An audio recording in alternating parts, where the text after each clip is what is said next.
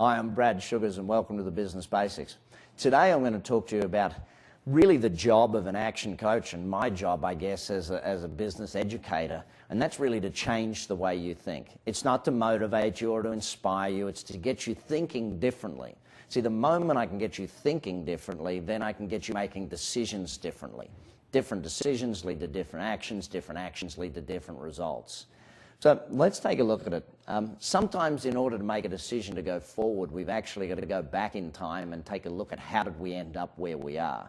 So I want to take a few minutes to actually look historically at a few different areas of doing it. The first area we're actually going to look at, and by the way, the word I use here is prognostication. Now it's a word I'm pretty sure was invented by Buckminster Fuller, Dr. R. Buckminster Fuller. Now, Bucky used to, instead of using the term prediction, he used the term prognostication. Now, what did he mean by prognostication? Well, kind of different. See, predicting, he said, was standing in the current moment, predicting the future. He defined prognostication as kind of looking down. If you look down a bow and arrow and you're looking down the arrow, well, from the back of the arrow, you can see right through to where you want it to go. You don't hold the arrow behind and shoot from here. And he looks at prognostication saying, okay, if we start back in time and look down how we got to here, then we've got a pretty good chance of getting to where we want to go or understanding where we want to go. So understanding prognostication, let's take a look at how some of this plays out in our thinking, I guess. You know, if we look back to some of the thinking of the average person, it's like pay off your own home first. Well, I kind of want to debate that because money on your own home is the cheapest loan you'll ever get. And as long as you're actually investing the money, not just playing with it, paying off your own home doesn't really make a lot of sense. But the thoughts came from, if we look back at the Great Depression when the stock market dipped by 30%, you had massive margin calls on people. And so if you didn't have any cash, there was trouble. So the margin calls meant people had to run on the banks. The banks ran out of cash. The central banks said, well, hang on, we don't want inflation. We're not printing any more money. We've got to stick to the gold standard. You know, and all of a sudden, here we are now with massive runs on money, the banks running out of money. You know, you've got mortgages at the time which had a 48, or many of them had a 48-hour recall clause, you know, being able to ask for the money back. Now, your mortgage today doesn't have that in there, which, well, if you read the fine print, you might know that. But you've got no one buying shares, no one buying houses. You've got to run on the banks for cash. You've got no cash left. And all of a sudden, you've got a great big problem. So who actually survived this? There's only two groups, the very rich and those who owned their own home.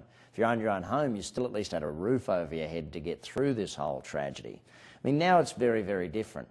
Even if we look back at, say, 1987, when you know, the time we looked at having a crash there, well, Greenspan's first comment as the chief of the Fed came out and said, well, basically we're going to print as much money as we need to so no one will run out of money. So the run on the banks was not a panic merchant at that point in time. You know, if we look at the current economy we're going through, we saw it in England with Northern Trust Bank where there was a run on the bank to get money out of it. You know, one of these things that we look at, and this is where federal deposit insurance and many of these policies, I guess, that we've put in place to be able to stop these problems happening. You know, home interest is, and home loan money is basically the cheapest money you can rent. You can't rent cheaper money than the money you use to buy your own home. The mortgage is really, by the way, a loan against your income, not the asset. You know, if you've got the asset there and you've got no income, try refinancing your mortgage. It just doesn't work that way.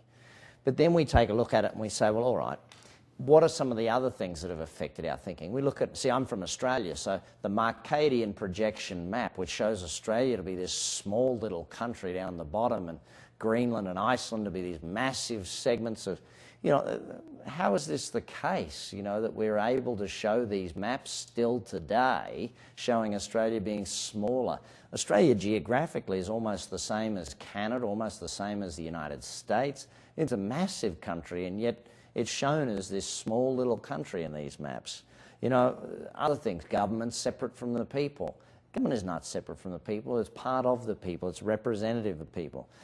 Other simple statements, you can't have everything, life wasn't meant to be easy. Where did these come from?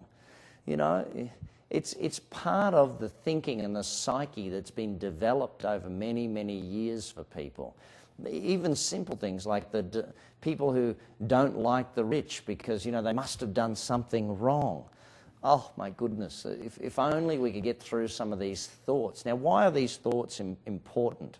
Well, very simply put, we take a look at the fact that it's all taught us to be a great specialist.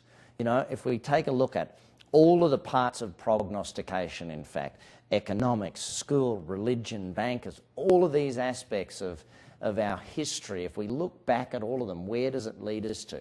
It leads us to being great specialists. It leads us to being great at doing one particular task. The problem with being a specialist is that you're very quickly going to be put out of a job. Ultimately, my goal is not to teach you to be a specialist, because where does that leave us? Well, let me show you where specialist leaves you. You got your income coming in. Banks will lend you approximately a third of your income to be a mortgage repayment or your rental outgoings. Then you've got car loans. Then you've got other loans. Then you've got credit card bills to pay back. You've got all these different aspects, and eventually you've got like 10% left over to live on. The majority of people don't understand that the way they've been trained, the way they've been taught, is not to be a business owner. To be a business owner, our goal is we get the income in first, we take out our expenses, and then on the profit or what's left over, we pay taxes. It's an entirely different way of thinking. Being a business owner, you have to think differently. You have to start to challenge some of the ways you've been taught to think. Ultimately, our job as a business owner is to be a generalist. Ultimately, our job is to know enough about all areas. Henry Ford was one of the best generalists. Ultimately, our job is to get out of that specialized training and start to, instead of being the engineer in the company, being the owner of the company. Instead of being the hairdresser cutting hair, to be the owner of the business. We've got to train ourselves over time to learn the new role, to learn to be the owner, not to be the employee of our own business. I'm Brad Sugars, and these are the Business Basics.